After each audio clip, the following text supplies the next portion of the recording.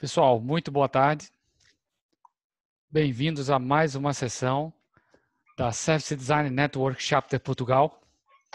Em nome do grupo, gostaria de agradecer de maneira antecipada a participação de todos que estão aqui conosco hoje nesta tarde.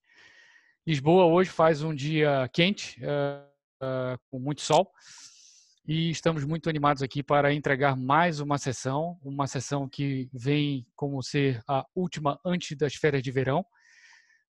Devemos regressar depois do verão com a entrega do que vamos falar aqui hoje, mas dou por iniciada a sessão da nossa tarde de hoje. Agradeço também a participação dos oradores que estão aqui conosco, e em breve serão todos devidamente apresentados, a Ana, o André, o Carlos, a Gabriela e o Rui Patrício. E para não ser, eu gostaria de mostrar muito rapidamente a nossa agenda. O compromisso convosco hoje está programado para ter a duração de 1 hora e 35 minutos, descontando, obviamente, o tempo que nós passamos aqui à espera para o início da sessão.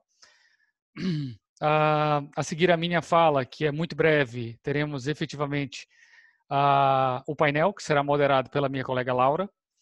E depois disso, saltaremos para as perguntas e respostas, que será liderada pela minha colega Luísa Pessoa. E, ao fim, lançaremos formalmente o inquérito, versão 1.0. Estou aqui, desde já, a calibrar expectativas do nosso estudo sobre o estado da arte do Service Design em Portugal. E, às 18h35, encerramos a sessão. Como é de praxe, eu tenho que falar um pouco da SDN, um bocadinho da SDN, o que eu acho muito prudente. Para quem não conhece a SDN, a SDN é uma organização que trouxe para Portugal, no ano de 2019, um chapter, e nós fundamos o Chapter Portugal. Neste momento, tivemos algumas alterações. O chapter começou com 6 colaboradores no ano de 2019. Entretanto, no ano de 2020, tivemos aí algumas alterações, onde eu e a Laura somos os únicos remanescentes da primeira turma de 2019. E continuamos aqui firmes e fortes para 2020. Entretanto, temos 2 novas colegas nesse ano de 2020. A Luísa Pessoa, que fará o trabalho hoje para perguntas e respostas, e a colega Ruth. A Ruth se juntou a nós há muito pouco tempo, e hoje atua conosco como gestora de projeto. Nós estamos a brincar aqui como que é a nossa Project Manager Ninja, que está a fazer tudo e mais alguma coisa no Chapter. Para quem não sabe, o nosso trabalho na Service Design Network Chapter Portugal está dividido em 3 pilares. Nós temos efetivamente a missão de entregar o conhecimento do Service Design para 3 segmentos, digamos assim, do mercado. Temos o compromisso de falar de Service Design na área de negócios, fazendo com que as empresas efetivamente tenham o conhecimento do que é o Service Design e como elas podem efetivamente fazer uso do Service Design na construção de novos modelos de negócio, na construção de novos serviços e assim por diante. Temos o dever também de levar e fomentar o Service Design no âmbito da comunidade. E, para isso, criamos oficialmente, neste ano de 2020, os nossos canais de comunicação, que já estão aí hoje disponíveis, sejam eles redes sociais, sejam eles Medium, sejam eles Slack, como queiram. Então, nós efetivamente estamos aqui não para ser servidos, mas nós estamos aqui para servir a comunidade. Este é o nosso papel enquanto Chapter Portugal. E, por último, temos aqui o pilar do conhecimento, que nada mais é do que levar o conhecimento do Service Design à universidade, faculdade, fazendo com que nós consigamos efetivamente difundir o conhecimento do Service Design no âmbito acadêmico. Isto tudo, ao fim e ao cabo, tem por objetivo criar uma economia circular, onde as empresas, quando precisarem de profissionais, buscam na comunidade, a comunidade, quando precisa de conhecimento, vai no pilar do conhecimento, e com isso nós temos aqui uma máquina a funcionar de uma maneira cíclica e circular. A Service Design Network é uma organização sem fins lucrativos. Todo o nosso trabalho aqui é pro bono, composta por vários voluntários ao redor do mundo. Nós temos hoje 47 capítulos internacionais. O capítulo português foi fundado no ano passado, através de nós, aqui em Portugal. Esta organização possui hoje mais de 1.200 membros, com mais de 10 anos de experiência nesse mercado de Service Design. E temos hoje, diria eu, um número considerável de seguidores e canais online, onde o grande, digamos assim, o grande evento é a Service Design Global Conference, que congrega mais de participantes todos os anos. Eu, por um acaso, já tive a oportunidade de estar presente numa Global Conference e recomendo para quem tem o interesse de ter esse conhecimento a nível internacional. Como falei dos nossos canais de comunicação, esses são os nossos canais atuais de comunicação. Estamos a falar do Instagram, do LinkedIn, do Twitter, do Medium e do Facebook. Os canais estão ativos de maneira recorrente. Temos alguns projetos, inclusivamente, que são projetos orgânicos, projetos vivos, como é o caso do projeto da Lusofonia. Se vocês tiverem curiosidade de saber um pouco mais sobre isso, por favor, visitem os nossos canais. E com mais detalhes, temos muitos detalhes sobre a lusofonia no canal do LinkedIn. Dito isto, e encerrado aqui a minha fala, passo aqui a palavra à minha colega Laura. Laura, por favor. Pronto. Vocês tiveram a oportunidade. Boa tarde a todos. Obrigada por estar cá conosco. No dia anterior fizemos o dry run deste webinar e tivemos a todos os nossos panelistas e como foi gravada a sessão, achamos por bem partilhar.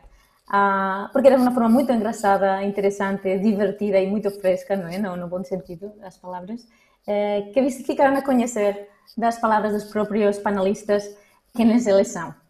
Portanto, Ana Antunes, como vocês sabem, trabalha na BTI, o seu background é em Direito, mas trabalha muito em Recursos Humanos. O André Carvalho, o seu background é em IT, foi fundador do Spark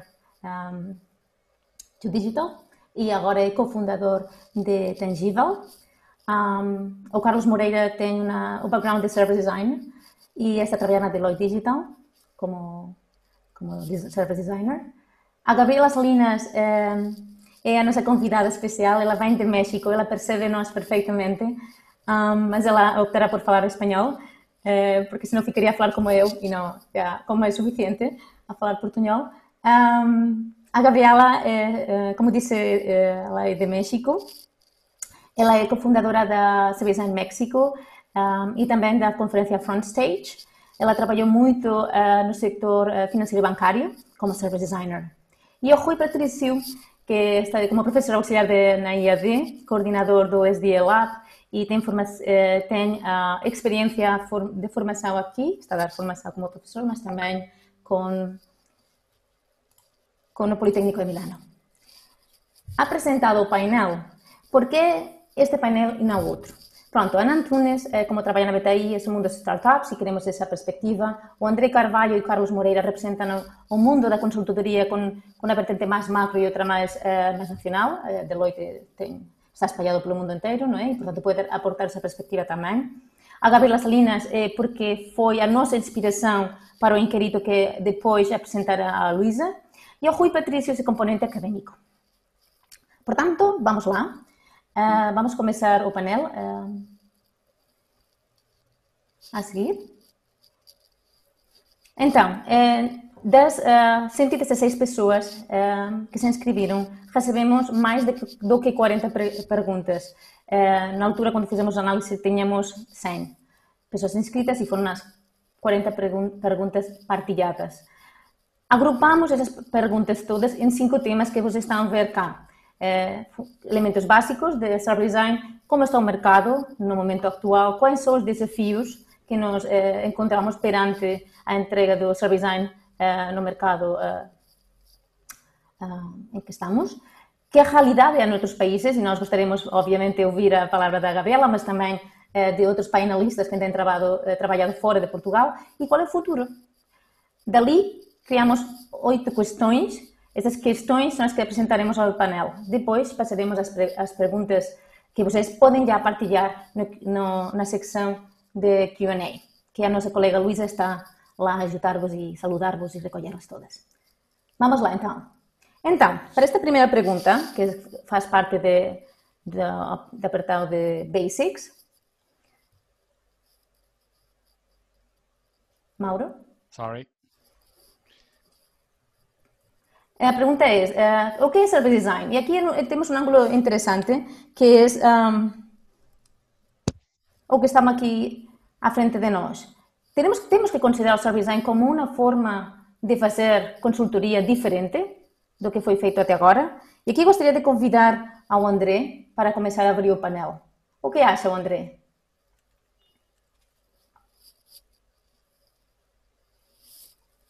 André?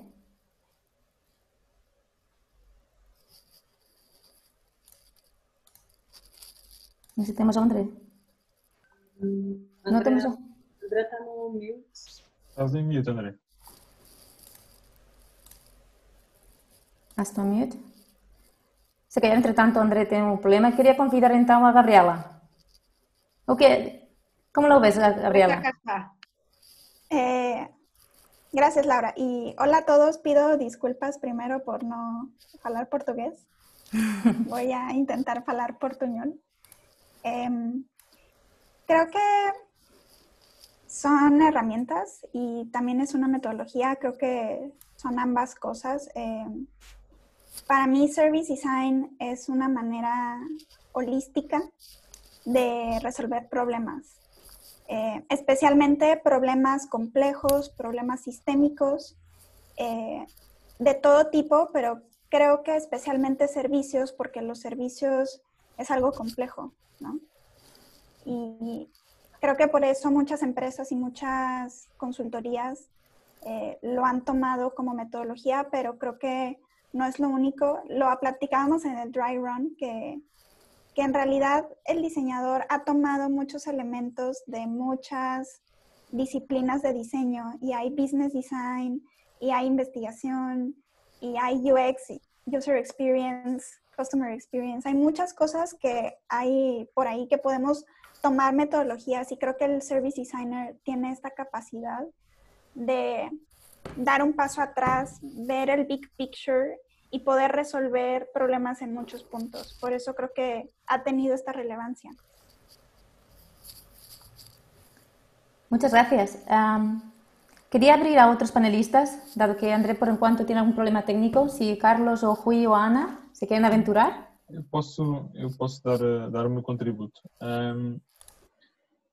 Assim, a forma como eu vejo Service Design é muito por oposição àquilo que foi a Revolução Industrial, de que durante muitos anos levou a que tudo aquilo que fosse produzido fossem produtos físicos e, portanto, a forma como nós vendemos, como nós trabalhamos, como nós desenvolvemos, comercializamos tudo isso, todos estes produtos físicos tinham uma forma muito específica.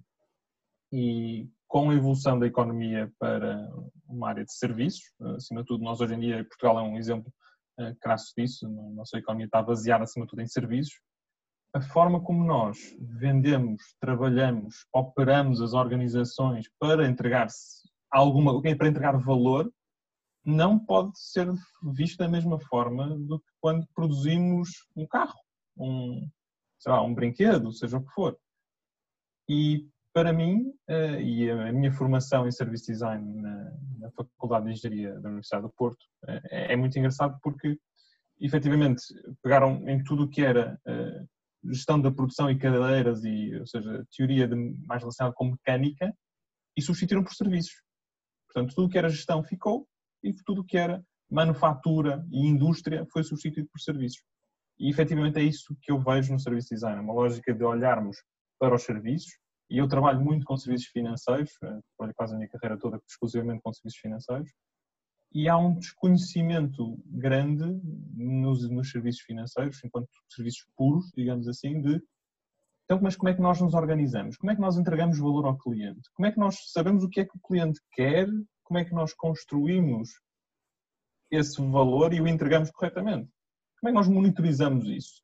Eu acho que muitos de nós temos sofrido na pele às vezes, quando vamos ao banco ou quando vamos a qualquer serviço e temos uma fila de espera enorme e perguntamos, mas porquê? Porquê que eu estou à espera? Porquê que eu não tenho outra forma de ter acesso ao valor que quero, ao serviço que eu quero? E eu acho que os tempos do Covid também nos levam muito para questionarmos isto Ok, como é que nós fazemos com que os serviços hoje, atualmente, se coadunem com o facto de que, se calhar, fisicamente não podemos ir lá?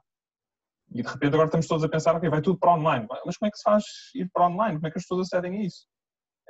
Lá está, nós não podemos aplicar o mesmo racional e a mesma estrutura mental que usávamos para os produtos para os serviços, porque não funciona assim, não funciona da mesma forma. Eu acho que o service design deve ser visto, e a Gabriela tem toda a razão, eu acho que não pode ser visto como algo extremamente novo e radical. Não, isto é olhar para aquilo que já foi feito de bom, as ferramentas que existem e que são boas. Há outras que eu acho que considero que são específicas de service design, como é o tema dos blueprints, por exemplo, mas que muitas das outras coisas é aproveitar aquilo que já existe e adaptá-lo, mas é ao mindset dos serviços, que é como é que nós entregamos valor quando, a maior parte das vezes, as coisas são intangíveis. Como é que eu faço isso, não é? E acho que o service design vem responder exatamente a isso. E, portanto, eu diria que não é uma nova forma de fazer consultoria. É uma forma de organizar e entregar valor quando nós estamos a falar de serviços e não de produtos físicos. Obrigada. Vou acordar. Carlos, se puder complementar naquilo que o Carlos estava a dizer de produto versus serviço, lembro, há uns anos até surgiu o tema da Experience Economy, que é a economia da experiência, que é o tema a dicotomia entre produto e serviços bateu-se um bocadinho. Ou seja, imaginem, vamos ao IKEA. O IKEA vende produtos, vende móveis, mas vende também, há toda uma experiência à volta do IKEA. Como é que ele organiza a montagem dos móveis? Como é que ele organiza a seleção e a criação primeiro, a criação de um sonho de uma casa nova, através de todas aquelas áreas onde nós passamos e depois vemos uma cozinha e dizemos, eu adorava ter esta cozinha. Ou seja, o IKEA cria uma jornada completa que tem parte de serviço, por exemplo, o serviço de montagem ou até o serviço de aconselhamento quando estamos a pensar em cozinhas, ou o serviço de entrega, e depois uma parte que é produto físico. E, portanto, as pessoas hoje em dia, nós consumimos muito experiências e as experiências têm parte física de produto, muitas vezes, e parte de serviço juntas. E a orquestração disto tudo para uma experiência que faça sentido, que seja relevante, que seja boa para o cliente no seu todo, é que será digamos assim, a matéria de trabalho do service design.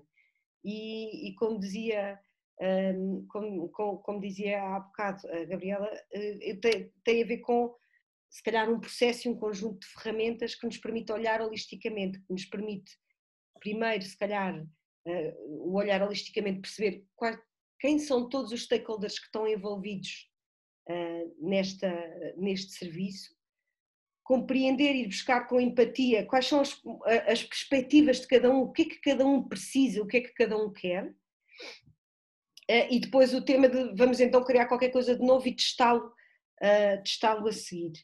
E portanto acho que concordo também que não será uma forma de fazer consultoria, acho que é um mindset, é um conjunto de ferramentas para entregar, lá está, a experiência ao todo aos clientes.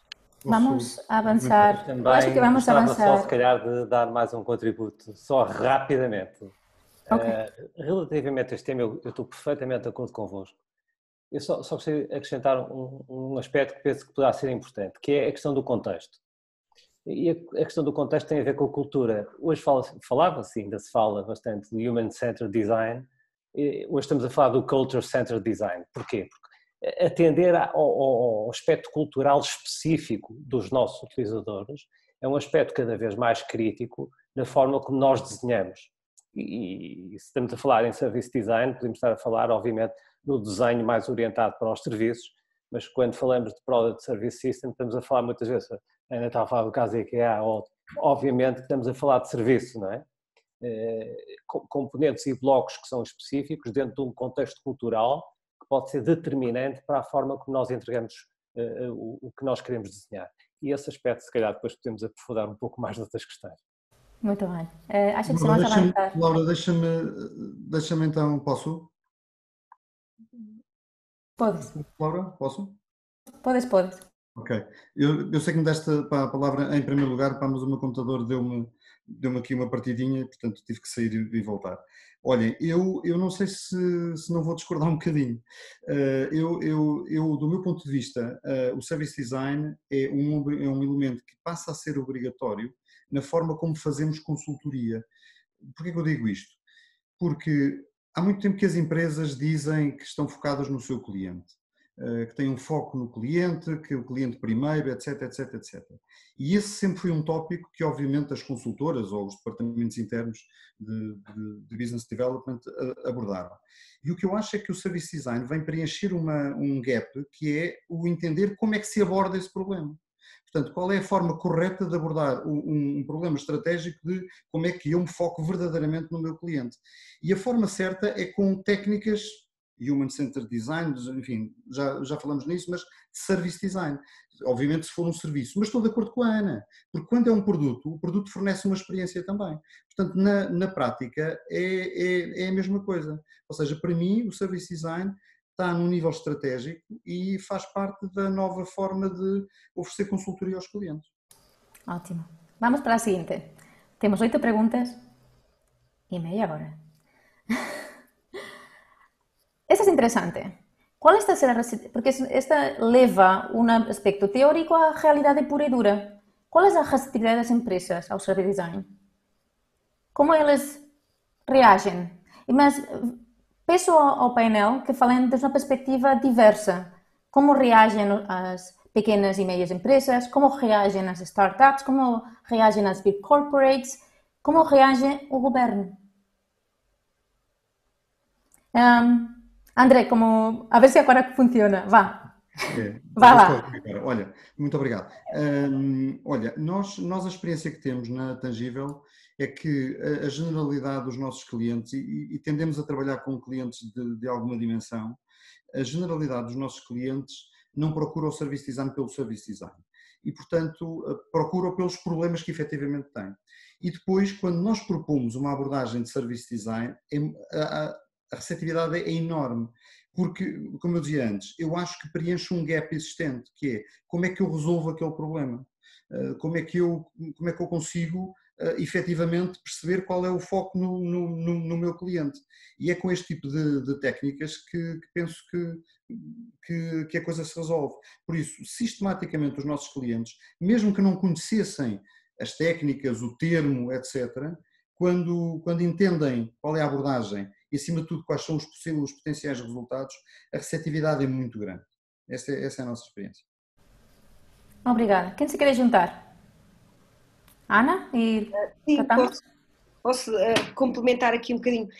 Quando falamos de Service Design como metodologia e como, lá está, mindset, o que eu noto no nosso trabalho com startups é que muitas vezes, e sobretudo esta coisa do foco nos clientes, muitas vezes as startups, como são muito tecnológicas e de base tecnológica, os fundadores estão muito orientados à feature, à funcionalidade. Eu consigo fazer isto e mais aquilo e o outro, e enamorados com o seu bebé e o seu produto. E, sobretudo, esta parte do research.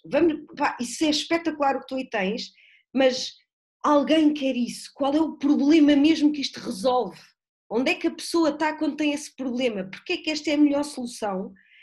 São temas que muitas vezes causam aqui há uma reação inicial de rejeição, quer dizer, é óbvio que eu sei o que é que o meu cliente quer, porque é que estás a pôr isto em causa, e depois quando passam pelo processo adoram e veem muito valor nas metodologias de criação de empatia. E portanto eu acho que muitas vezes, resumindo, as startups estão muito orientadas ao feature e ao potencial da tecnologia, e é importante este trabalho de recentrar no cliente, e é algo que eu sinto que nós ainda trazemos como novo e valor acrescentado para muitas startups.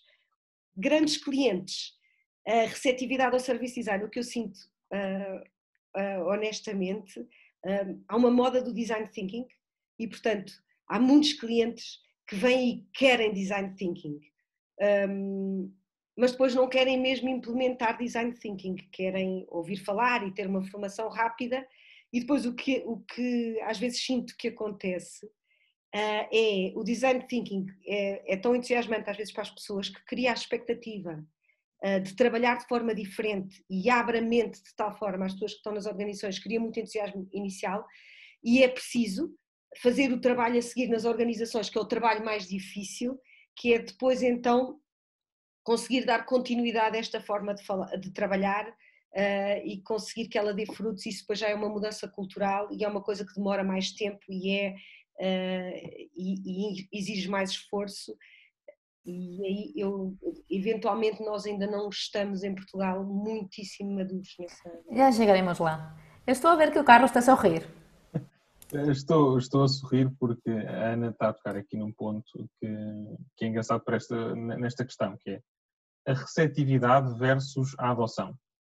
Porque a receptividade, que o Ana estava a dizer, ok, não, as pessoas, aquilo que eu sinto cada vez mais é, não vale muito a pena estar a usar jargão e terminologia, é efetivamente fazer, explicar o processo, e as pessoas o processo, se nós facilitarmos a sua percepção com uma linguagem mais simples, as pessoas percebem, alguém tem um problema, nós identificamos o problema e vamos procurar uma solução ajustada às suas necessidades. Point taken. Okay? A forma como depois nós o fazemos vai acabar por derivar e vai mostrar às pessoas que passam pelo processo que isto faz sentido. E como diz a Ana, depois há algumas sessões que nós fazemos e as pessoas olham, isto realmente, se todos trabalhássemos assim era muito melhor. O problema vem a seguir, não é? Porque eu já passei muitas vezes por processos por programas de transformação com grande dimensão em Portugal e o que vos posso dizer é que efetivamente é preciso também aquilo que o André estava a dizer, aquela lógica mais de service design num patamar estratégico para se perceber que toda a organização tem que repensar a forma como opera para entregar valor. E quando estava a dizer entregar valor, é numa perspectiva que eu estava a dizer há pouco, do produto físico versus o serviço intangível, porque hoje em dia eu acho que tudo é um serviço. A jornada, mesmo com um produto físico, não acaba na venda ou na compra, e, portanto, continua sempre. Portanto, acho que o serviço design neste momento tem que ser usado para quase tudo. Mas o ponto para mim é, as próprias empresas em si, na receptividade das empresas, o que eu noto é que nós estamos a passar de um ponto em que algumas empresas, aquelas que já utilizaram para desenvolver soluções para os seus clientes, estão a começar a olhar internamente e a pensar, pois eu preciso começar a orientar também a minha empresa de dentro para fora para colocar as necessidades dos clientes primeiro. E depois, mas como é que eu faço isso? Como é que eu monto as minhas operações? Como é que eu falo com o meu colega do lado? Como é que eu giro os meus projetos e crio as minhas soluções? E eu acho que isto também é uma coisa interessante de perceber, que é a receptividade, não só na ótica de desenvolver novas soluções, mas também internamente como é que isto está a pensar nisso. E eu acho que as coisas nós estamos num estágio de maturidade muito baixo em Portugal, é um facto, mas acho que as coisas estão indo no bom caminho, lentamente, mas estão indo. Obrigada. Gabriela, ¿querías acrescentar alguma coisa? Concuerdo con Carlos, creo que en México la práctica va evolucionando y poco a poco las empresas y los diseñadores todos vamos entendiendo nuevas formas de crear impacto. Y primero hemos visto a los clientes, hemos visto hacia afuera, mejorar la experiencia, porque al menos en la realidad de México muchos servicios están fallando. Muchos servicios necesitan mejorar y los usuarios sufren y las empresas están entendiendo esto y queriendo mejorar hacia afuera. Pero también el diseñador y la empresa está entendiendo que es una forma de cambiar hacia adentro, cambiar las mentalidades y crear valor internamente y poder generar un cambio duradero, un cambio sistémico interno en las empresas. Muchas gracias. Olha, gostava de acrescentar um outro aspecto que também me parece crítico, que tem a ver com a questão das lideranças. Eu falei na questão da cultura e, de facto, é importante também haver esse alinhamento cultural para conseguirmos essa maior receptividade, mas as lideranças são determinantes e nós podemos ter muitas perspectivas mais top-down ou bottom-up, mas é sempre importante perceber que numa empresa não estamos a falar para alguém de uma forma homogénea que se comporta da mesma maneira. Portanto, nas empresas temos atores diferentes, com agendas diferentes, naturalmente, e este tipo de abordagens é muito impactante na forma como as pessoas alinham ou não com aquilo que nós estamos a tentar fazer. Um aspecto que nós identificamos do ponto de vista de investigação é que, numa primeira fase, todos estão muito receptivos a coisas novas. Nas empresas as pessoas estão fartas de fazer sempre a mesma coisa. Então, quando aparece alguém, enfim, chame-lhe design thinking, service design ou whatever o que for, é sempre muito interessante ouvir e ter essa primeira experiência. Depois, interiorizar, passar à prática e de uma forma sustentável e regular, aí vai uma grande diferença. Obrigada. Vamos avanzar então para a seguinte, que vai relacionada con os desafíos. Que desafíos encontramos quando tentamos esta, mesmo não dizendo service design, mas este human-centered approach? Que desafios encontramos quando falamos disto e os clientes não percebem o que estamos a falar? Como conseguimos?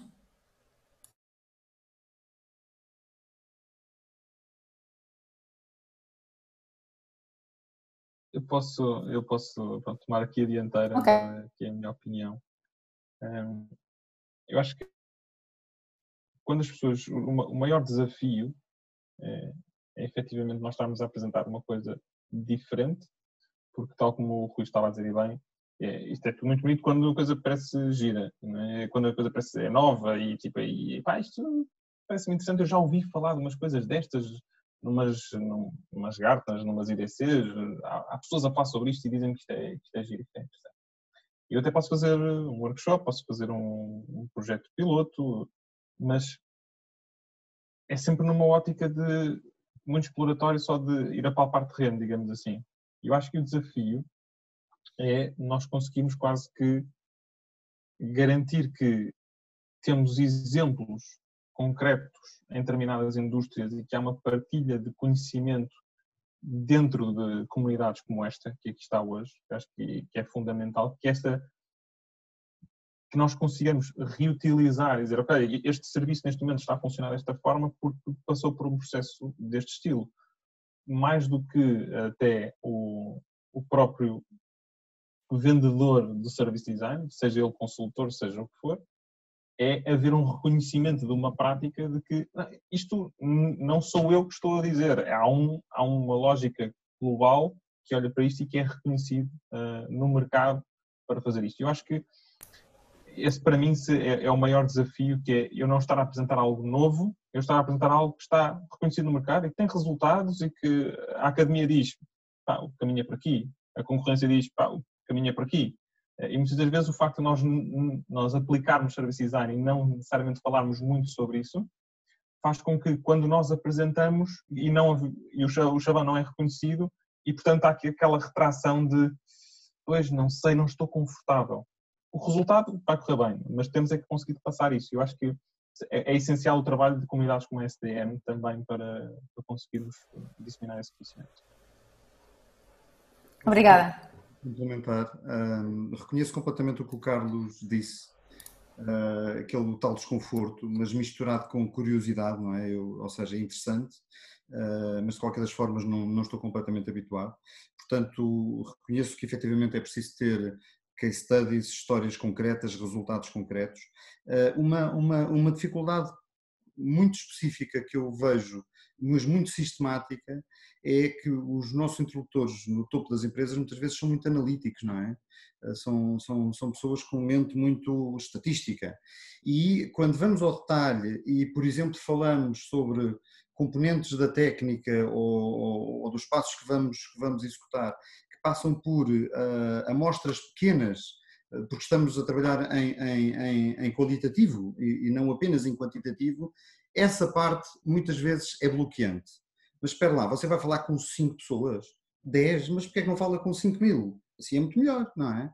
Portanto, a parte do qualitativo e, portanto, que tem a ver com a pesquisa etnográfica, etc., são temas muito longe dos líderes. E essa parte, às vezes, é difícil de realmente ultrapassar. Claro que mandamos uns artigos, etc., do Norman, etc., mas é difícil. Obrigada, André. Alguém mais quer complementar? A Ana. Eu complementando só muito na linha do que já disseram, concordo completamente, e um desafio específico que eu vejo em Portugal é a valorização do research. Eu sinto que as pessoas estão habituadas, querem o resultado e, portanto, passam já para a ação.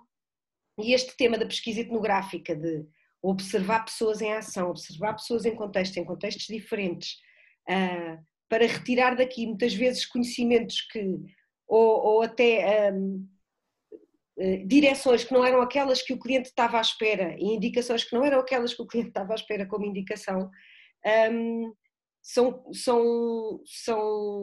coisas que eu creio que sinto que em Portugal é difícil vender, à qual é difícil dar valor e, portanto, ou temos, ou o nosso interlocutor é de Marketing Intelligence e eu concordo com o Carlos que aí tem dificuldade em perceber os pequenos números, mas 10 chega, mas 20 chega, ou então são mais da área de gestão e perguntou, mas porquê é que não é só fazer e temos que vir aqui fazer esta investigação toda antes. E portanto eu acho que o valor do research é algo que precisa de ser muito mais bem vendido em Portugal e os resultados dramaticamente diferentes que surgem depois de nós nos termos dado ao trabalho de realmente nos pormos nos pés do cliente, de irmos com ele e passarmos com ele, por exemplo, agora estou sempre a falar no IKEA porque fizemos muitos projetos com o IKEA enquanto Cultura ainda, e eu estar a fazer refeições com o cliente em casa para perceber como é que ele vive a cozinha, e ir às compras de cozinha com eles, assistir à montagem da cozinha com eles, dá-me insights sobre a jornada de cliente que permitem ao IKEA mudar totalmente e melhorar de facto, de forma completamente diferente a forma como organiza o serviço. E eu acho que às vezes isso é difícil de passar, sobretudo porque vivemos num país de pequenos budgets, que é um outro desafio que temos, que é estarmos aqui num país pequeno. Obrigada. ¿Más alguien? Ahora, Sí, claro. puedo. Por supuesto. México está en un lugar extraño en el mapa. Somos Norteamérica, somos vecinos de Estados Unidos y tenemos mucha influencia de ellos, pero también somos latinos y muchas cosas culturalmente funcionan de manera muy diferente. Tenemos corrupción, tenemos monopolios, tenemos empresas familiares y todo eso lleva a malos servicios y a un ambiente que dificulta el cambio.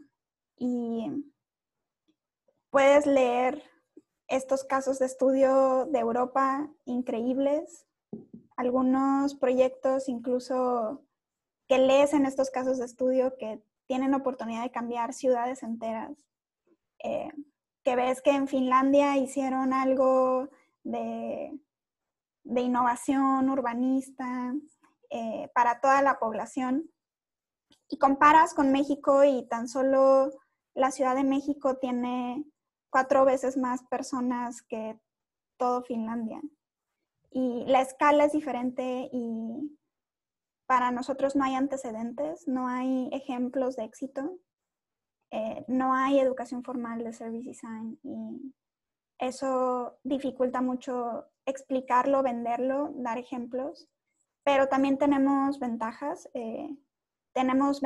de ser equipos pequeños, equipos que se mueven rápido y creo que también el desafío en este caso es aprovechar el conocimiento que tenemos, saberlo aplicar a nuestro contexto y poder dar resultados. Muchas gracias. De alguma forma avançaste um bocadinho na seguinte pergunta, mas se calhar podemos lá ir. Que é exatamente isso. Como está a ser nas outras latitudes? Eu gostaria, nesse sentido, Gabriela, aprofundares um bocadinho mais nessa perspectiva e se calhar como estás os teus vizinhos Estados Unidos, como se vêem em termos de prática, maturidade, o que aprendiste e deste aprender a todos nós com o estudo que tu lideraste já por segundo ano salvo erro, não é? Vamos lá. Bueno, para los que no saben, el estado del Service Design en México es un reporte anual dedicado a capturar la situación de la práctica con el objetivo de estudiar y medir su crecimiento. Y 2019, el año pasado, hice la segunda edición del estudio y Service Design en México está creciendo lentamente. Está siendo formalizado poco a poco. Las empresas comienzan a procurar cargos senior de liderazgo para trabajar in-house. Tenemos las agencias, el sector financiero, todos ellos están haciendo Service Design. Y Service Design México, nuestro proyecto, tiene 3 años promoviéndolo. Y hemos hecho eventos comunitarios, Global Service Jam, educación. Estamos ayudando a los designers a entrenarse, a conseguir un empleo. Tenemos también conferencias, el evento Frontstage. Todo esto es para ayudar a que la práctica crezca en el país y para ayudar a las empresas a entender mejor el valor del diseño. Falta mucho por hacer. Creo que no hay más de 20 empresas en todo el país que tienen un equipo in-house de Service Design. Sé que luego en Europa principalmente hay empresas que ya tienen muchos años haciéndolo y universidades y maestrías y doctorados de Service Design. En México no. Y no sé, creo que Estados Unidos también todavía va un paso. Está Europa y luego Norteamérica y por acá todos los países en Latinoamérica. Entonces, tenemos muchos ejemplos, pero no sirve de mucho ver esos ejemplos porque nuestro contexto es distinto y por eso queríamos impulsarlo a nuestra manera y entender, hacer este estudio para entender cómo lo podemos impulsar mejor. Perfeito. O Rui esteve por aí em Itália, não é? Então, como é que é?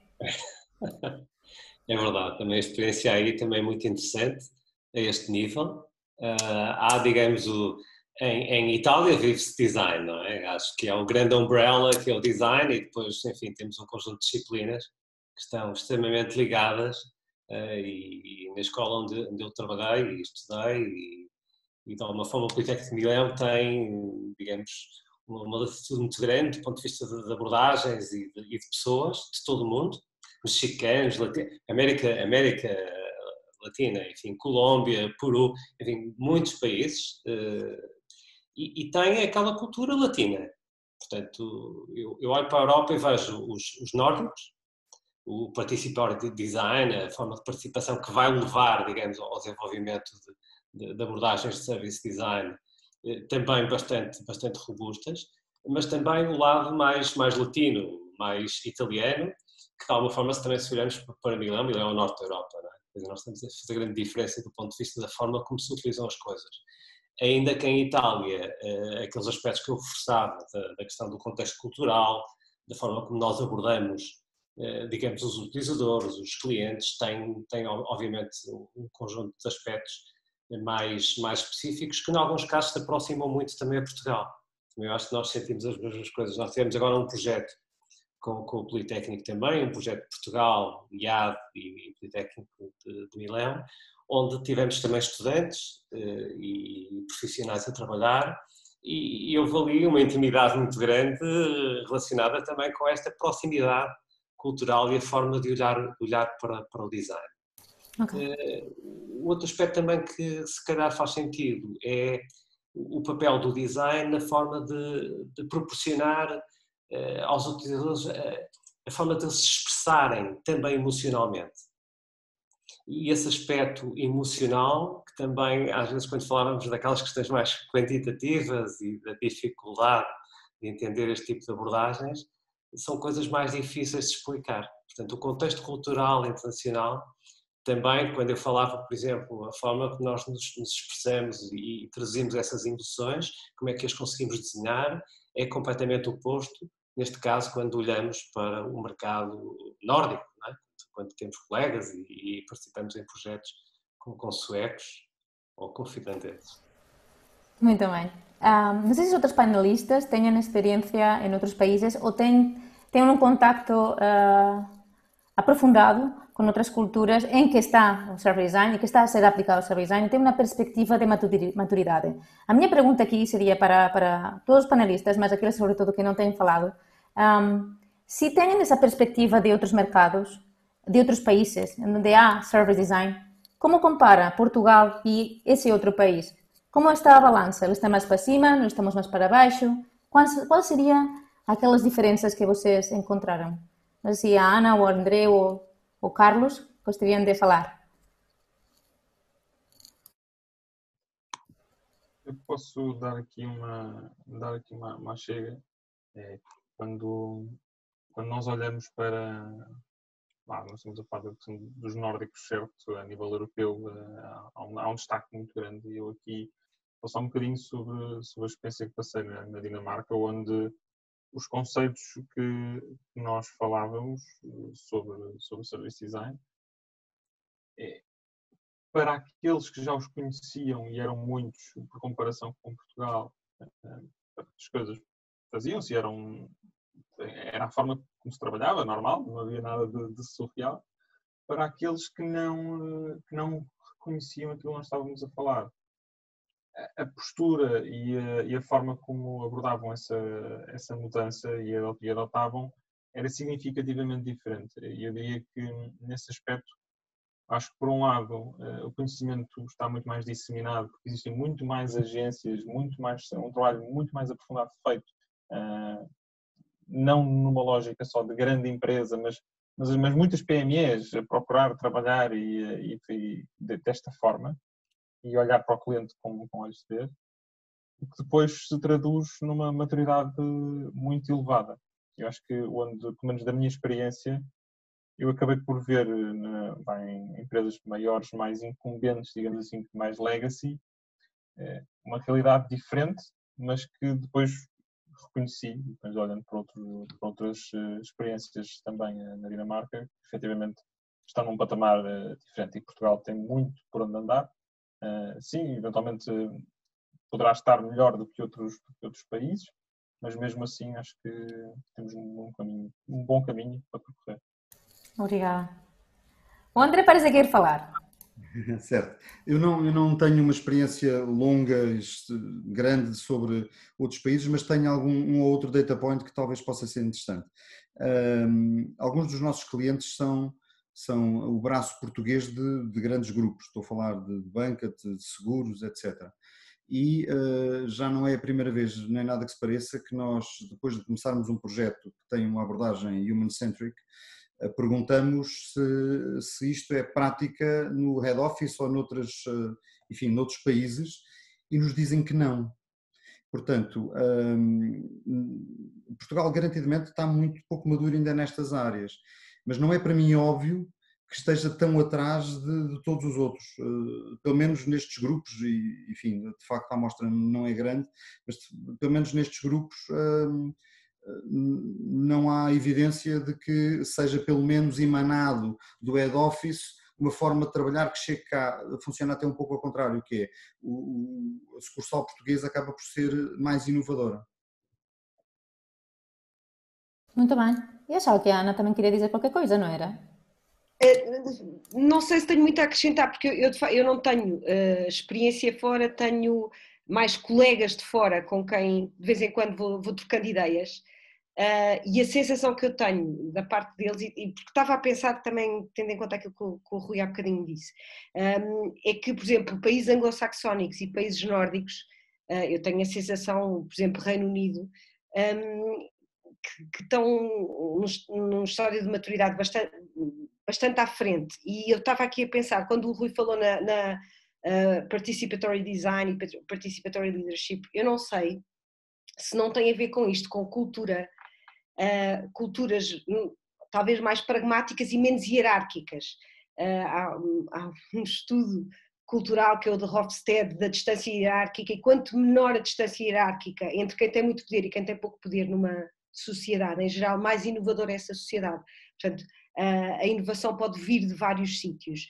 E eu às vezes sinto que, se calhar, em Portugal ainda temos uma cultura muito hierárquica e que as ideias têm de vir da liderança e as soluções têm que vir da liderança, e que isso eventualmente pode ser uma explicação para um estadio de maturidade um bocadinho menos evoluído, mas era só que estava a pensar e, portanto, pode ser uma asneira.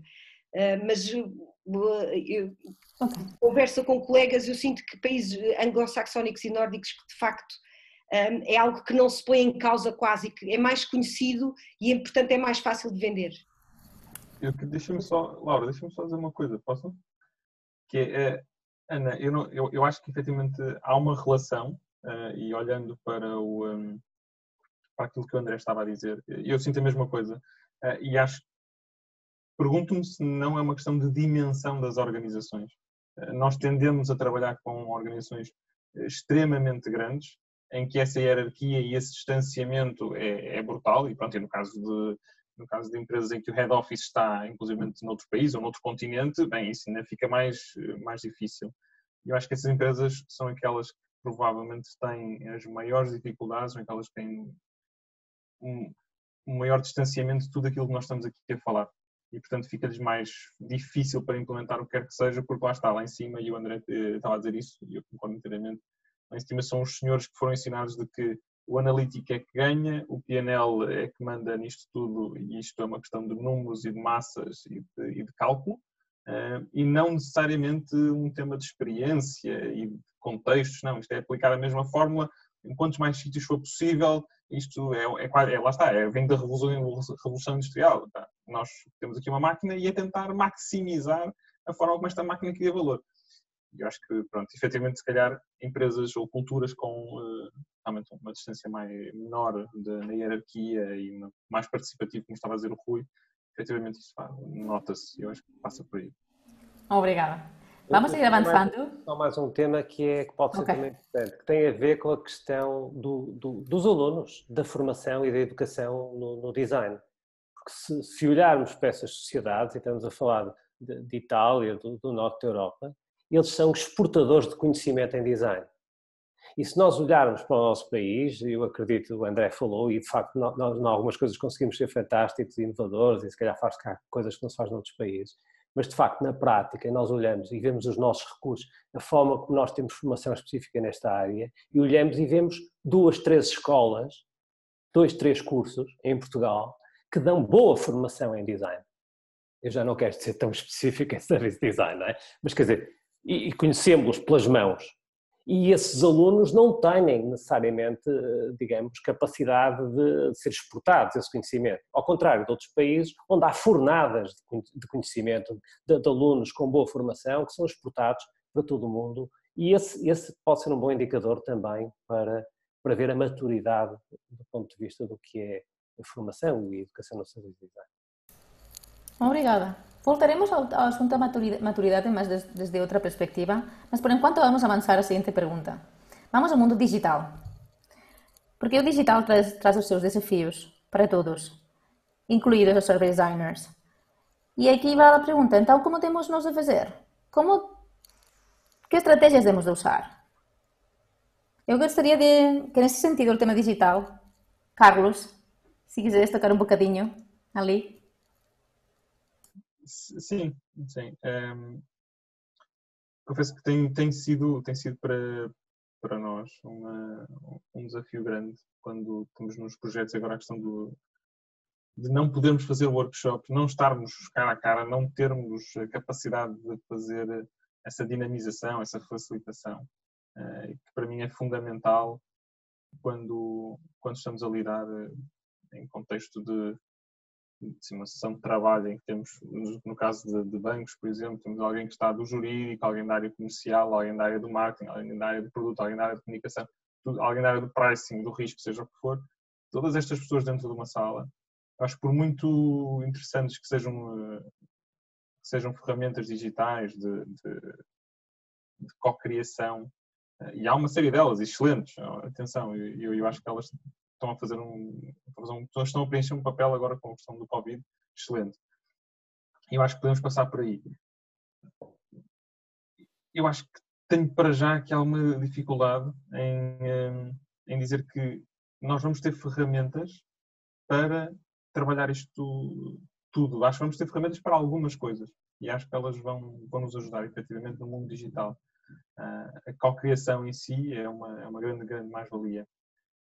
Relativamente à questão da capacidade de criarmos empatia com os clientes, com os utilizadores, com aquelas pessoas com as quais estamos a trabalhar, parece aqui alguma dificuldade em definir uma estratégia já ganhadora. Nós estamos a tentar algumas coisas, mas estamos efetivamente numa fase de trial and error, para procurar perceber como é que nós, à distância, conseguimos garantir que as pessoas se ligam verdadeiramente e trabalham em conjunto, porque muito do trabalho que muitas vezes nós temos que fazer, e falo isto muito de experiência própria, é de garantir que um grupo de trabalho percebe os objetivos, percebe o processo e nos acompanha, e nós quase que estamos aqui numa lógica de acelerador, mas que este grupo de trabalho consegue adotar as metodologias e vai fazendo, e vai-se compreendendo, e vai quebrando aquelas barreiras dos silos entre si, e portanto eu diria que sim, estamos cada vez mais digitais, é para lá que vamos,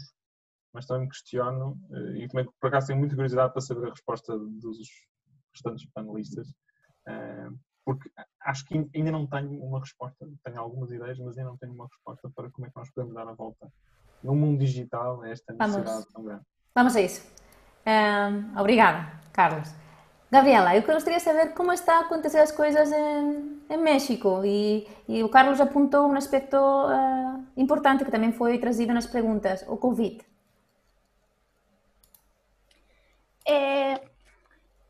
Bueno, estamos, yo creo que como todos, en las casas y trabajando de forma remota digital. Para muchas empresas ha sido lo que ha acelerado la transformación digital. Creo que hasta ahora muchos no lo estaban haciendo, no estaban entendiendo el valor del home office, de los equipos de diseño remotos, distribuidos. Creo que el reto para un service designer puede ser al momento de querer colaborar, de los workshops, de querer juntar a las personas. En nuestro caso en particular, en la educación también, las clases remotas es un reto, creo que en muchos sentidos, desde que hay muchas cosas gratuitas, muchos webinars y conferencias y meetups surgiendo, y a lo mejor quizás se pierde el valor de pagar por la educación virtual y pierdes como la experiencia o el valor de estar en un taller, en un workshop, en un aula, colaborando con los post-its y haciendo todo eso, pero eso creo que los diseñadores nos sabemos adaptar y somos resilientes y podemos utilizar las herramientas. Hay muchos, pues está Miro, Mural, Google Drive, te ingenias para hacerlo y creo que quizás lo interesante es ver también cómo las empresas pueden apalancar esta situación, pueden aprovechar para quizás atraer talento remoto que ya no está en tu misma ciudad y que a lo mejor puedes tener de incluso otros países, personas, talento clave que quizás de otra forma hubiera sido más difícil obtener. Muito obrigada. Então, o André mexe-se muito. Tenho que estar quieto. Depois estava aqui a tentar pensar o que é que eu tinha a acrescentar aqui. Vamos ver. Do ponto de vista do objeto, daquilo que estamos a tentar melhorar, eu diria que o nosso problema até é um bocadinho o contrário, ou seja, nós vimos muito do mundo do UX, onde há uma aplicabilidade grande no mundo digital, embora claro que não seja apenas.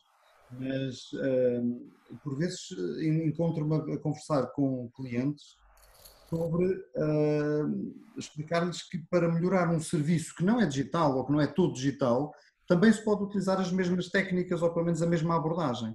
Portanto, do ponto de vista do resultado final, eu diria que é tranquilo explicar que podemos estar a trabalhar tanto no mundo digital como no mundo não digital, e se calhar os clientes até pressupõem ao início que seria só digital. Do ponto de vista de como é que se trabalha, das metodologias, eu acho que hoje em dia, com o Covid, houve uma aceleração enorme e, como já foi dito, há N ferramentas passíveis de serem usadas e todos fomos levados a fazer uma experimentação rápida disto tudo e funciona. Por exemplo, eu recordo-me que no campo do research, talvez em abril, e a internet estava povoada de artigos muito interessantes, em alguns casos nós também contribuímos, sobre como é que se faz research remoto, porque já não temos aquela proximidade, já não observamos a linguagem corporal por inteiro, mas por outro lado há vantagens. Por exemplo, as pessoas estão mais disponíveis porque estão mais flexíveis, ou têm mais tempo para nós, ou podem fazer coisas que nós podemos gravar com mais facilidade e menos intrusivo. Portanto, é totalmente possível, requer que nos adaptemos. Ora, capacidade de adaptação é o que nós fomos todos obrigados a fazer agora. Portanto, sinceramente, não vejo um problema muito grande. Muito bem. Ana? E eu, Rui? Alguma coisa a acrescentar? Eu não tenho nada a acrescentar. Muito bem, não há problema. Há mais perguntas. Rui, bora lá. Enfim, da minha parte eu vivi esta transformação, como todos, não é? E na academia nós temos projetos a correr e temos aulas. Temos a educação dos nossos alunos, não é? E eu felizmente dou aulas de projeto. E eles estiveram, entre aspas, no terreno, claro. Foi bastante interessante. O André falou agora que de facto conseguimos se calhar ter as pessoas mais disponíveis. É verdade. É verdade. Quer dizer, há coisas boas e coisas más, não é, nisto tudo. Acho que se conseguirmos puxar aquelas coisas boas, acho que no final a experiência até foi bastante melhor do que nós estávamos à espera. Eu pelo menos digo isso da parte dos projetos que tenho mais académicos e digo isso da parte de um projeto que fizemos recentemente, mesmo no olho do furacão, que se chama Support Local Business Through Design, em que fizemos um projeto com 100 pessoas, em 15 países, durante 4 semanas, precisamente na altura em que estava toda a gente confinada, não é? E neste momento temos um conjunto de conceitos que estão a ser explorados em Lisboa e em Milão para suporte aos negócios locais, que resultaram da possibilidade de nós interagirmos e desenvolvermos design de uma forma totalmente digital. Do ponto de vista da academia, já há um conjunto de papers muito interessantes, de colegas nossos, que estão bastante preocupados pelo facto de não terem o face-to-face, não fazemos os nossos workshops, não temos a possibilidade de estar em conjunto, e que implicações isso tem do ponto de vista da qualidade do trabalho. Portanto, é algo que eu também estou bastante expectante e naquilo que nós estamos a fazer também tenho muito interesse em contribuir. Obrigada. Na segunda... Desculpa, ainda estava a pensar naquilo que o André tinha dito e por em diante, que acho que é importante. As coisas de facto mudaram muitíssimo agora e nós conseguimos continuar a fazer research e research remoto. Também é interessante perceber que nós não temos a certeza se isto é um cenário de referência ou até que ponto é que é um cenário de referência. Portanto, o que eu acho que vai ser muito interessante é nós irmos continuando a acompanhar estas necessidades em mudança do mundo inteiro, à medida que também as nossas condições de vida vão mudando, e assim que pudermos integrar mais físico no research integrado, e acho que isto vai trazer muita coisa, muito conhecimento muito interessante e muitos produtos novos muito interessantes, e basicamente é usar aquilo que temos a cada momento. Também concordo que não é exatamente a mesma coisa, mas as ferramentas de workshop e de cocriação digital funcionam e a etnografia remota também se pode fazer, ou seja, as pessoas tirarem fotografias daquilo que estão a fazer ou vídeos e mostrarem-nos e por em diante, e que isto vai trazer, eu acho que isto trouxe uma coisa muito gira que temos estado a acompanhar os clientes, que é a tal história da aceleração da digitalização, que é, nós percebemos que conseguimos mudar, por exemplo, para trabalho remoto muito mais facilmente daquilo que pensávamos, mesmo em empresas muito grandes, mas depois também, primeiro houve uma sensação de confiança, eu sou capaz e o remoto também funciona, agora estamos a assistir a uma sensação de cansaço e eu quero voltar à minha vida normal, e é muito giro irmos acompanhando e desenhando os produtos e serviços à medida que que as necessidades das pessoas vão mudando. Bem visto, muito obrigada. Então, para a seguinte pergunta, que de alguma forma já tratamos, quão maduro é o mercado de Portugal em termos de server design? Eu não quero que responda esta pergunta, porque eu acho que já foi respondida. O que gostaria era, primeiro, se querem aportar um detalhe adicional, ou, melhor, se calhar, definirmos o que seria maduro. Um mercado maduro é aquele que temos muitos case studies, como foi dito, aquele que temos um sistema educativo muito bom, um ecossistema de profissionais pronto. Qual seria o elemento mais importante nessa madurez, se tivermos que escolher? Alguém se quer lançar? Eu acho que o Rui é a pessoa certa. Pois será. Eu costumo dizer, de facto, que estas situações, e enfim, falava da inovação há pouco tempo sobre isso, que uma empresa é madura quando já não fala em inovação. Portanto, no dia em que não tivermos necessidade de falar em service design, é porque, de facto, nós já atingimos um nível de maturidade suficientemente claro e, enfim, explícito para toda a gente, para nós praticarmos isto de uma forma perfeitamente natural. Bom, digamos, essa é uma provocação apenas mais de alto nível. Eu insistia na questão da maturidade na formação.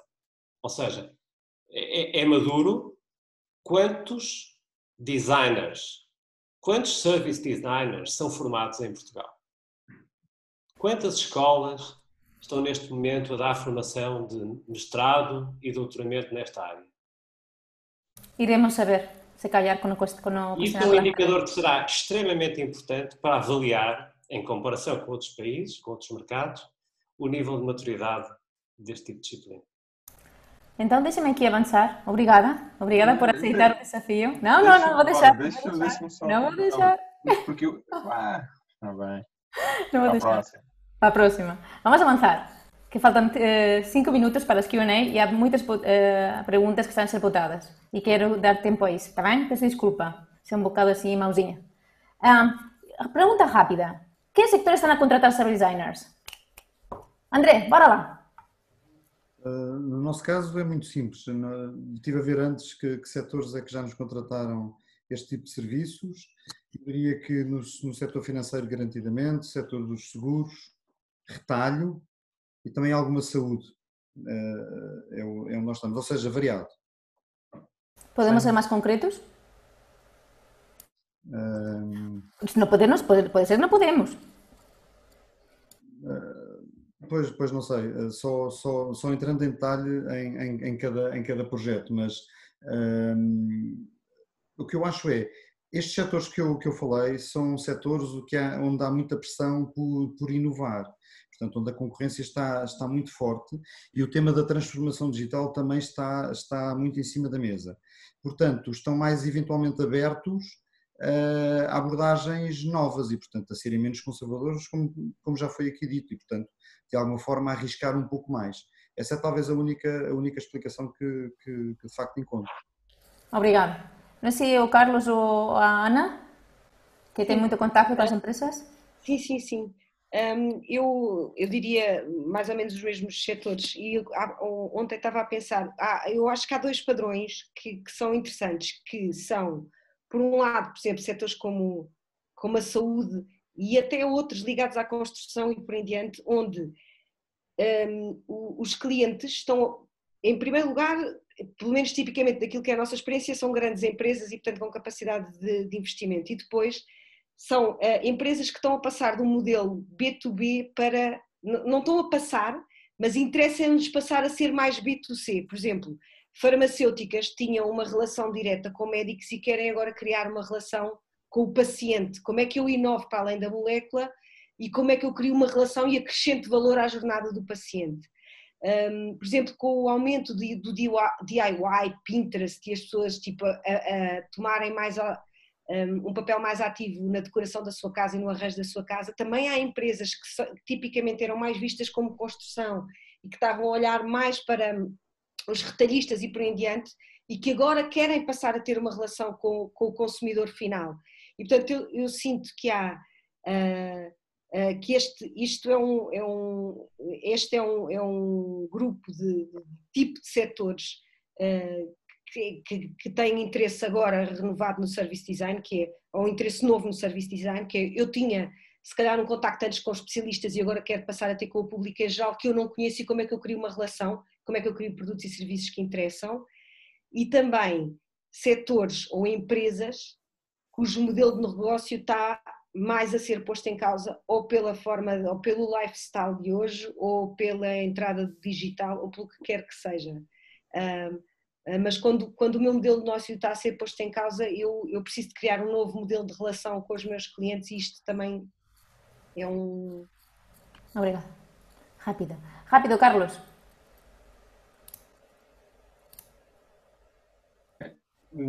Basicamente eu vejo um bocadinho aquilo que o André estava também a dizer. Eu acho que eu suspeito, okay, que tem grande tendência neste momento, não seja necessariamente por setor.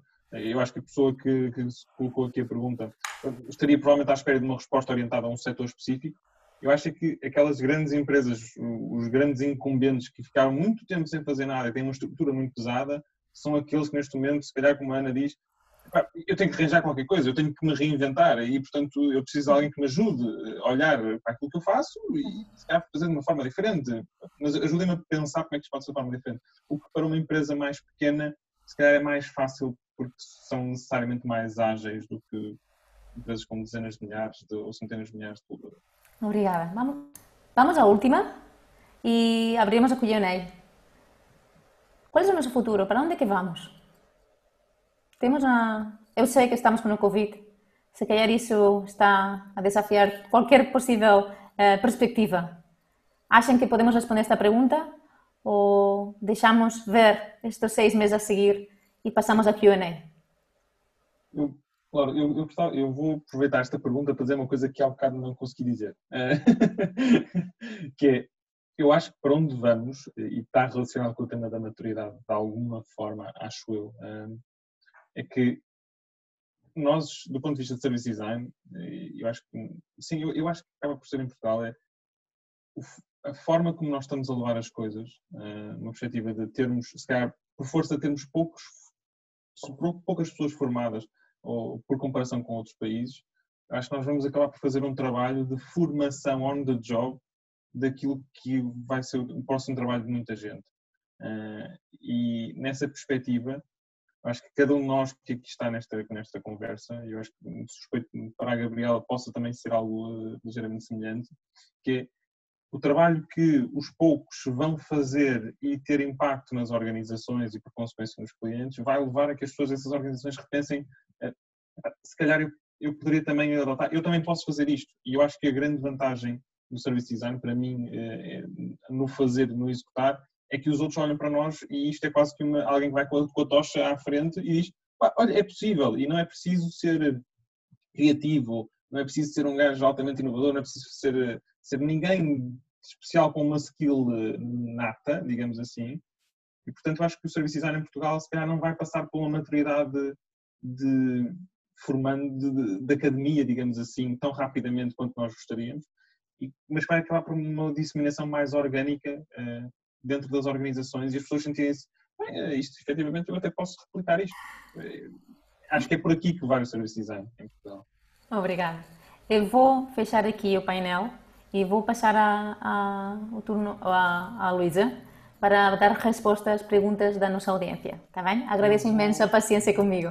Vou interromper aqui a partilha do ecrã, Laura, para dar a visão. Obrigada. Está bem? Bom, Luísa, é contigo. Então, a gente teve aqui uma pergunta do Daniel Santos. Oi, Daniel. Qual foi o one-liner que usaram com clientes que se tornou mais eficaz para vender service design? Quem se aventura?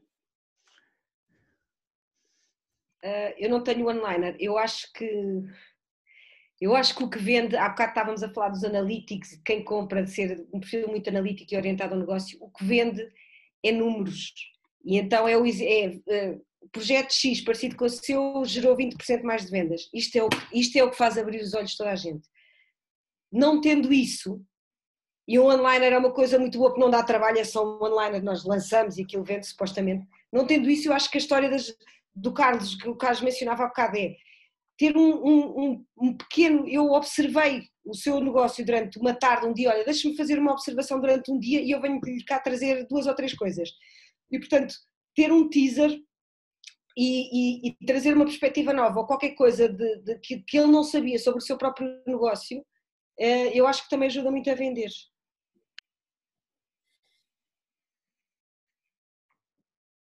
Obrigada. Alguém mais quer complementar? Sim, eu também confesso que não tenho onliner e tenho um bocado de fobia a onliners, mas isso posso ser eu. Eu acho que estas coisas são muito complexas e nós, às vezes, no exercício de síntese, acabamos por cair em chavões e cair em coisas que são difíceis de um lado a lado de perceber. Mas porque é que isso é diferente daquilo que eu faço há não sei quantos anos? E eu seguramente, eu acho que não só eu, mas já muita gente que aqui está, se deparou com interlocutores que dizem: pois, isso que vocês fazem agora, eu já fazia isso há muitos anos, vocês agora dão nomes diferentes. E, portanto, se nós reduzirmos muito no exercício de síntese, acabamos por cair nestes lugares e ser percebidos de uma forma de está bem, isto agora é de modas, estão a mudar o nome das coisas e é tudo igual. Concordo perfeitamente, por isso que eu acho que exemplos muito, muito, muito concretos são uma forma muito boa de vender, dizer, porque eu estive a observar o cliente não sei onde, percebi isto que não podia ter percebido de outra forma, que me fez mudar o serviço não sei como, e está a ter este resultado.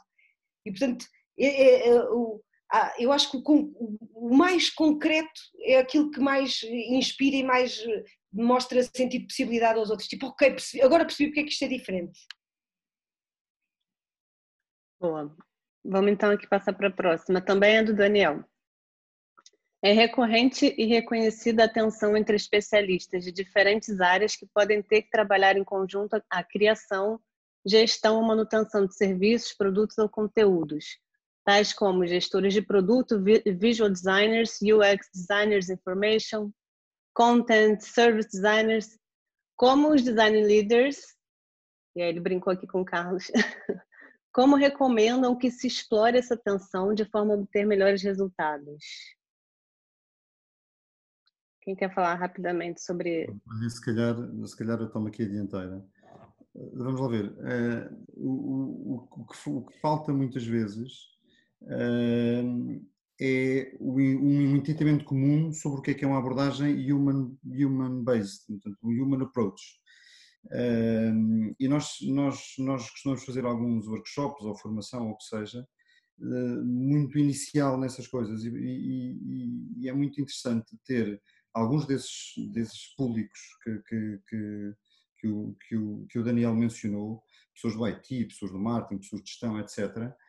Se lhes captarmos a atenção, e às vezes basta um dia, bastam 2, para lhes explicarmos o que é uma abordagem human-based, e aqui os chavões não interessam muito, e muito sinceramente pode ser service design ou user experience design, porque são tudo partes do mesmo contínuo. É muito engraçado porque recorrentemente, ali a meio dessa workshop ou dessa sessão, nós vemos as pessoas a ter os seus momentos ahá, e portanto há ali um clique em que entendem que isto é humano, que isto tem a ver com outras formas de pensar, que aquela sua parte analítica tem o seu lugar, mas não é única.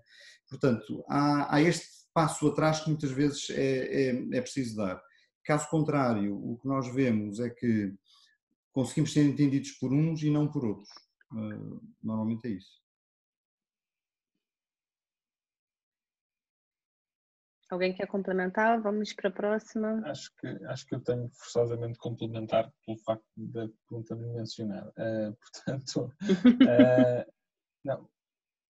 Eu tenho efetivamente eu não tenho uma formação de design e, portanto, a terminologia de service design tem para mim um problema, que está lá a palavra design, né? E, portanto, a conotação com o design no mundo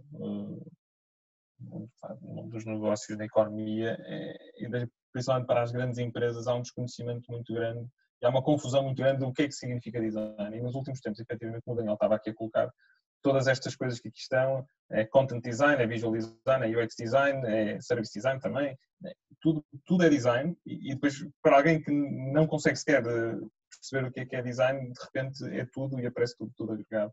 Eu já tive algumas discussões sobre isto, sem conseguir chegar muito lá, confesso, mas isto gera efetivamente confusão. E principalmente quando nós depois contratamos pessoas com todos estes leques, e em que se calhar cada uma destas pessoas quer mostrar que a sua metodologia ou a sua forma de ver as coisas, a sua forma de trabalhar é a forma correta. E eu acho que nós, enquanto service designers, eu acho que já foi dito aqui noutras questões, que é, acho que não vale a pena sermos extremamente teóricos e fundamentalistas. Acima de tudo é preciso olharmos para as pessoas e deixarmos as pessoas confortáveis para garantir que vamos chegar ao lugar certo, um bocadinho mais para a esquerda ou mais para a direita, ali a meio, também não é por aí que a coisa vai correr mal. Agora, efetivamente, eu acho que a gestão de egos, e era isso que eu estava a tentar dizer há pouco, quando falava dos workshops, e tentar que as equipas trabalhem em conjunto e sigam para um destino comum, eu acho que assim acaba por ser muito o nosso trabalho, enquanto os orquestradores do processo e das pessoas que estão a fazer o desenho do serviço ou a rever o desenho do serviço existente. E eu acho que sim, esse é um bocadinho o nosso papel. Ou seja, como é que se pode explorar esta tensão entre estas pessoas? Acho que efetivamente perceber o lugar de cada um, respeitar o lugar de cada um, mas isto não acontece só com estes content designers e por aí fora. Acho que acontece com todas as pessoas das diferentes áreas. É reconhecermos um bocadinho isso e ajudarmos a reconhecer isso também. Que eu também já me vi no papel de ter que explicar a alguns interlocutores nas empresas, administradores, diretores de primeira linha e por aí fora, porque é que eu preciso efetivamente de um designer gráfico. Ele pode não saber nada do negócio, mas eu preciso que ele esteja naquela reunião, eu preciso que ele ouça aquilo para que ele perceba e para que nós consigamos ter o mesmo mindset, perceber olhar para as pessoas e perceber como é que as pessoas reagem, porque eu não sou interlocutor certo para estar a fazer como correio. E ele também tem capacidade, tem cabeça para ver e analisar as coisas. E acho que nós às vezes metemos as pessoas em caixinhas, nós e os outros, e o nosso trabalho enquanto service designers e orquestradores também tem que ser um bocadinho desconstruir estas caixinhas onde as pessoas são colocadas. Obrigada. A próxima pergunta é da Raquel Lima. Como vem Portugal no uso de service design nas políticas e serviços públicos?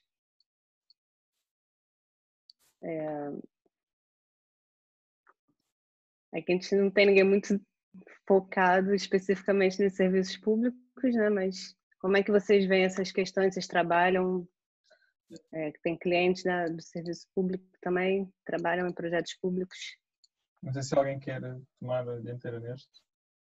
Eu tenho enfim, alguma experiência não muito extensa de trabalhar com uma parte específica do Estado que é a AMA.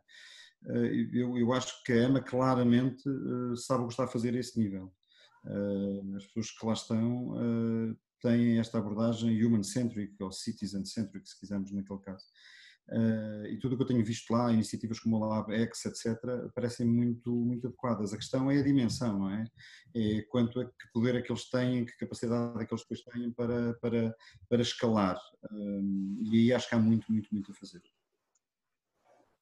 Bueno, no en Portugal, pero creo que en el mundo veo un aumento de personas protestando, de empleados protestando, de personas exigiendo mejores prácticas al gobierno, a las empresas.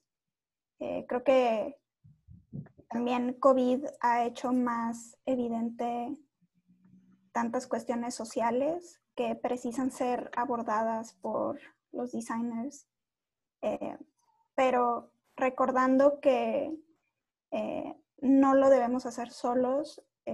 Siendo designers no vamos a corregir enormes problemas sociales con un design sprint.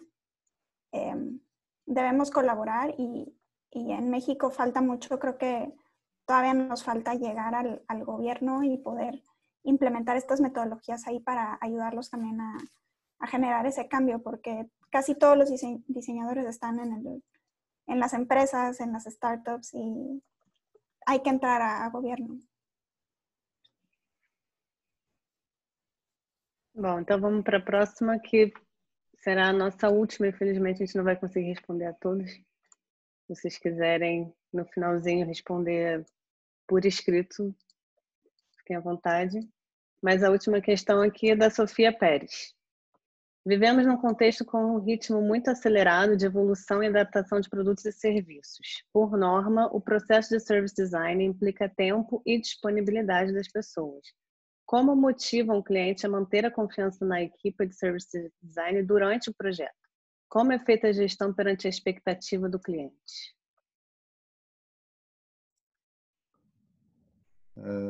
Posso responder?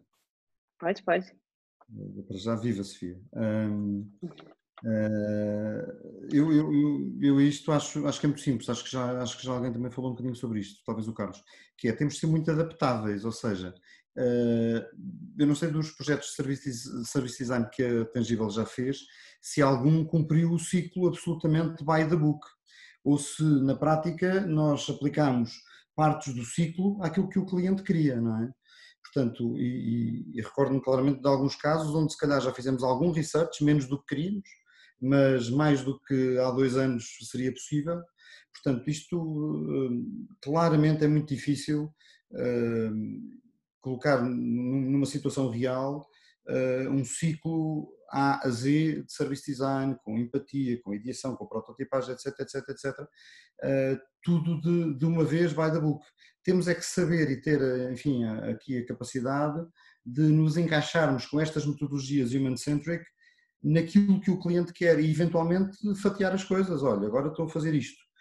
Se calhar devia ter começado com research, mas o cliente estava a falar em prototipagem. Boa, é melhor que nada, então adapto-me.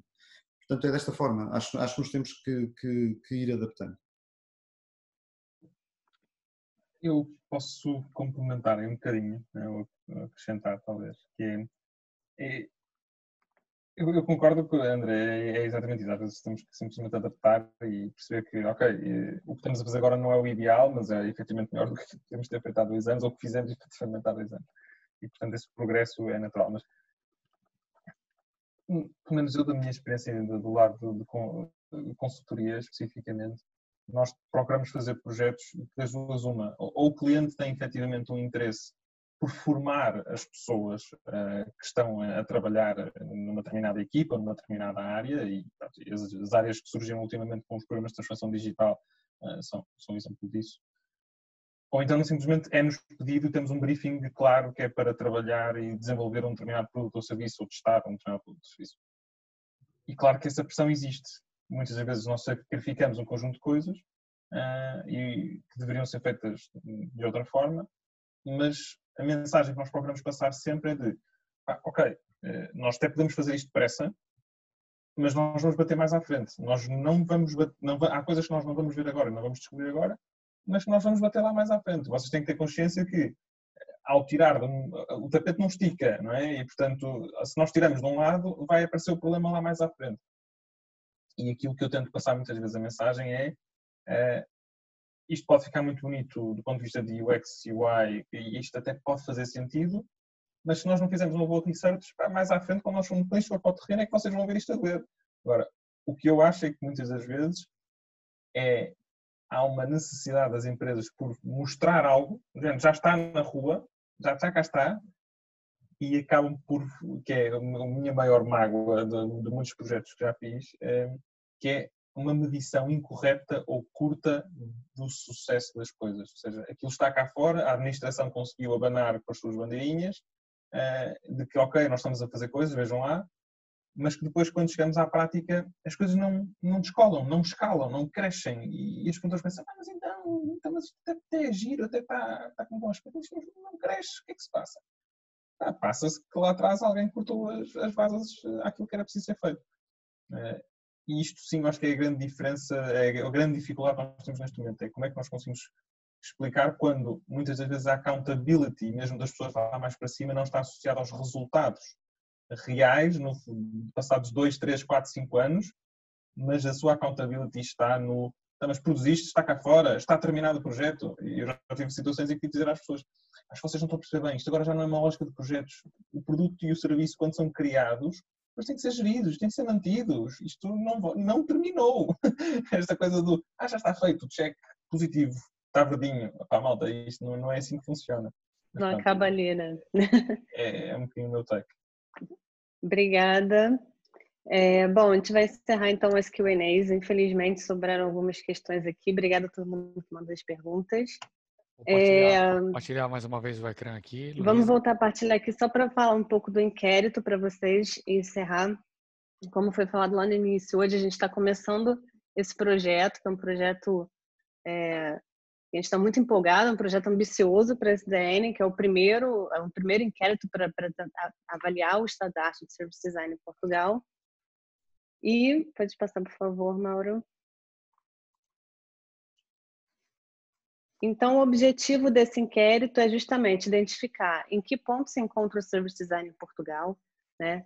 Quem pode responder, quem deve responder ele, quem já trabalha na área, quem faz projetos pro bono na área, quem gostaria de transacionar para essa área, né? A gente está pegando aqui um range bem aberto de respondentes. As respostas são anônimas, voluntárias, e os primeiros resultados vão começar a sair em setembro. A gente vai ter esse tempinho aí para avaliar o que vem. Exato. Devemos publicar isso, pessoal, nos próximos dias. Estamos aqui a fazer os últimos ajustes para ter o maior conforto para quem vai responder o inquérito. Não queremos que seja um inquérito ali... já é chato responder inquérito, né? Então, se não for um inquérito agradável de se ler e de olhar, a malta vai desistir e a gente não quer isso. Então, estamos a tentar criar uma boa experiência, até mesmo para o próprio inquérito. E a gente pede desculpa por ser setembro, porque a gente precisa dar uma descansada. Nós estamos num ritmo muito acelerado de trabalho. Apesar de ser um trabalho pro bono, temos andado aí a 1000 a hora, diria eu, desde o dia 1 de janeiro deste ano. E mesmo com pandemia, e vocês podem colocar tsunami, terremoto, nós conseguimos, de fato, entregar uma agenda bem recheada de atividades nesse ano de 2020. Não foi fácil, e por isso estamos a pedir aí que consigamos entregar o resultado do inquérito em setembro. Então, teremos muito tempo para efetivamente responder o inquérito. Lembrando que é o inquérito 1.0, né? A gente está dizendo que esse inquérito a gente vai ter aí muitos anos pela frente para ir evoluindo, aprofundando, pegando feedbacks. Ele tá dividido em 3 partes, a primeira parte de perfil, a segunda parte para entender um pouco a maturidade do mercado, e a terceira parte, a oferta formativa, né? Como é que está a questão da formação. E basicamente é isso. A gente vai enviar um link depois do webinar, acho que vai amanhã, se eu não me engano, né, Laura? Por e-mail. Certo.